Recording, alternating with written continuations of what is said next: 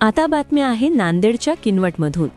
23 व 24 फेब्रुवारी रोजी तालुक्यात झालेल्या वादळी वाऱ्यासह अवकाळी पाऊस व गारपिटीमुळे शेतकऱ्यांच्या पिकांचे मोठ्या प्रमाणात नुकसान झाले आहे।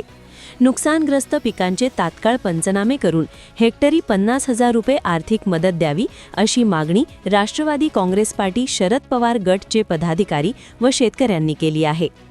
डोंगरगाव, दिग्रस, चंद्रपूर, सावरी, शिवनी, थारा, माळ, कोलारी, बोधडी तसेच इतर गावांमध्ये वादळी वाऱ्यासह मुसळधार पाऊस झाला। या पावसामुळे शेतातील मका, गहू तसेच आंबा पिकांचे लाखो रुपयांचे नुकसान झाले आहे। वादळी वाऱ्यामुळे मका व गव्हाची पिके आडवी पडली असून गारपिटीमुळे कणसे व दाण्यांचे नुकसान झाले आहे।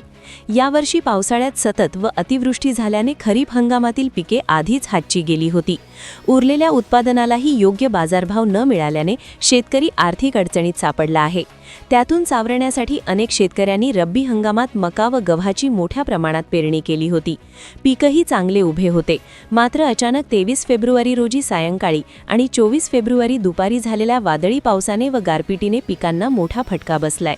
नुकसानग्रस्त शेतकऱ्यांच्या शेतात जाऊन तात्काळ पंचनामे करावेत व शासनाने हेक्टरी 50,000 रुपये नुकसान भरपाई जाहीर करावी अशी मागणी उपविभागीय अधिकारी झेनिथ चंद्र 2 तुला तसेच किनवटच्या तहसीलदार शारदा चोंडेकर यांच्याकडे निवेदनाद्वारे करण्यात आली आहे। ही मागणी किनवट तालुका राष्ट्रवादी काँग्रेस अध्यक्ष प्रकाश गब्बा राठोड, श्रीमती बेबीताई प्रदीपजी नाईक, गंगाधर पाटील सोळंके, अनिल पाटील कराळे, जहरुद्दीन खान, उपनगराध्यक्ष हसन लाला, राहुल नाईक, बंडू नाईक, अभय महाजन, वीरप्पणवार सर, धनलाल पवार, श्याम भुरके, लक्ष्मण देशमुखे आदी पदाधिकाऱ्यांसह शेतकरी मोठ्या संख्येने उपस्थित होते।